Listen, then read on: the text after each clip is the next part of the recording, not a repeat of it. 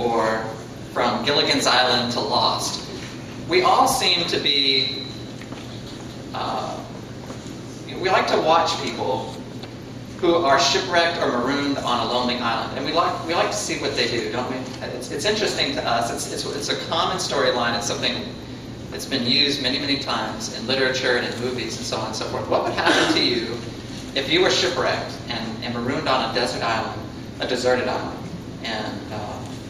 and left to make for yourself a shelter?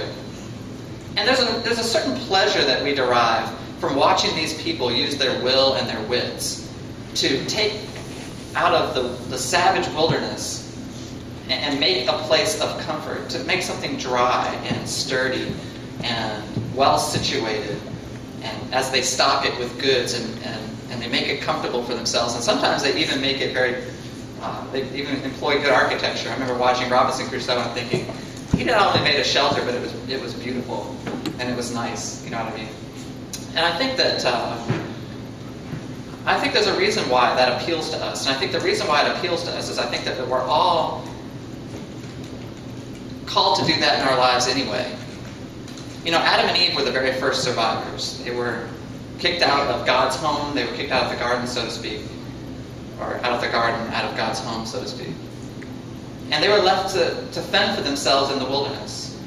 And they were the very first ones who had to build a shelter. They were the very first ones who had to make a way for themselves and to plant crops and make clothing and secure the very basic essentials of life. They were the first ones to do that.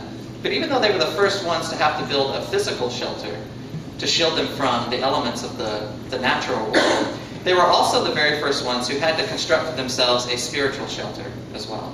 Because when they got kicked out of the garden, they were removed from the presence of God. And being removed from the very presence of God, they were out from under His covering. They were out from under His protection.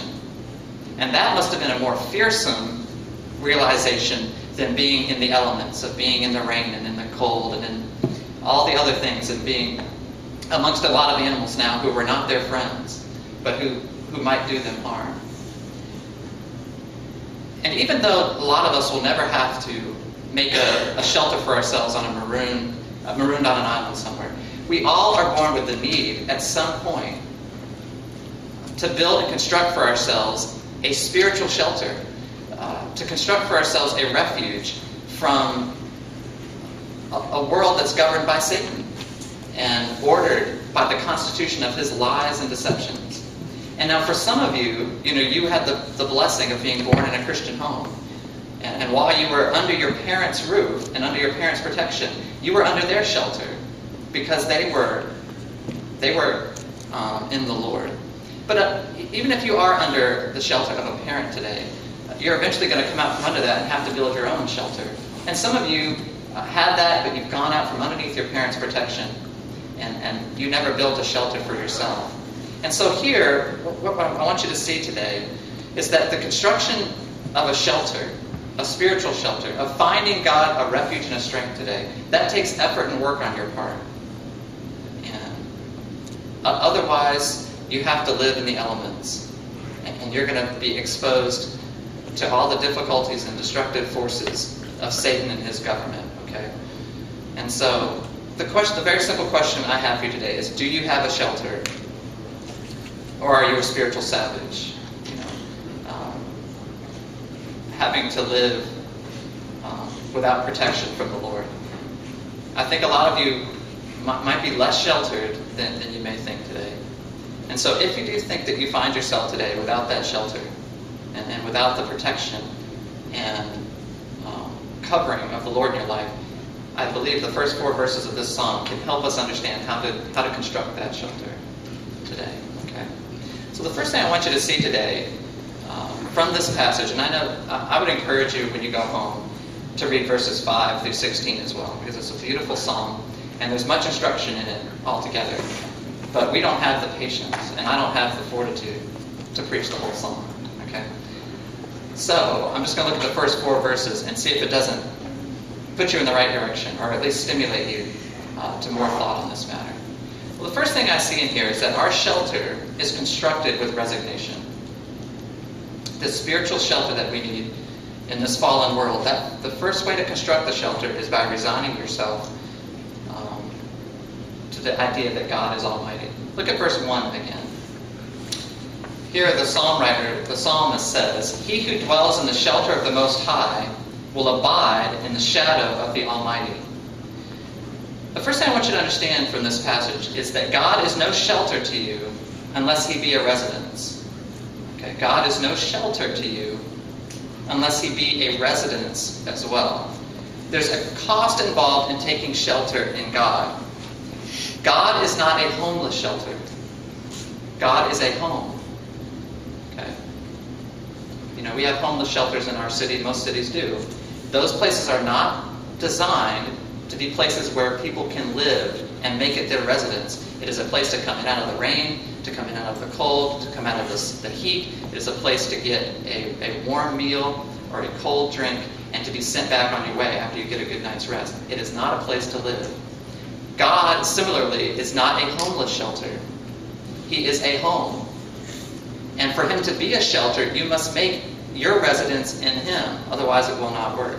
You know, a hotel is a wonderful shelter, but in order to be in it, to gain admittance into a hotel, you have to pay a price. I remember very well, I was on Interstate 81 one time, going home for Christmas, and I was just frazzled. I was tired. I don't remember the circumstances, but I left here very tired.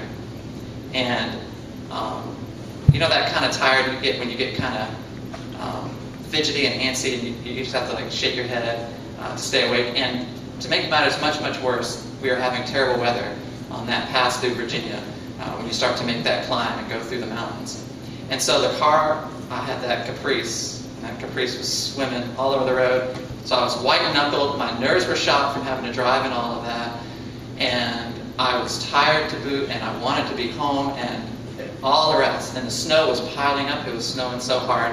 So I just took the first exit I could after I realized I'm not that good a driver, and I'm not going to tempt God anymore on this drive. I'm going to get off the road. And I remember I pulled off, and there was a hotel. And I parked in the hotel parking lot. And you know, in that hotel, and here I was, tired, shot, my nerves were shot. It was cold outside. I was kind of cold. I was kind of miserable. And there, inside that hotel, was a warm room, and a soft, comfortable bed, and a hot shower. And there was a restaurant there too, with cooks and chefs who would have cooked a meal for me and all the rest. But as I sat out there in the parking lot, well, why did I not just go in and trudge right into that hotel? Because that hotel cost $89. And I said to myself, $89? Yeah. Are you kidding? Yeah. So I know, I know hotels are expensive, but I thought to myself, I can't, $89, that seems so silly. But here I was, out here in the elements, miserable and cold and tired and all the rest, and there, right across the way, was this perfect shelter for me. But if I was going to enjoy all of that, I was going to have to pay $89 plus tax. It's the same way with the Lord. You know, I know a lot of you find yourself today miserable and cold, for instance, or hungry or tired, and your nerves are shot and all the rest. And there in God is this perfect shelter for you. You can find rest underneath His wings, right? And protection in His wrath and His anger and His jealousy for you and all the good stuff about the Lord. But you know full well that you might rather stay out in the elements because there comes at a great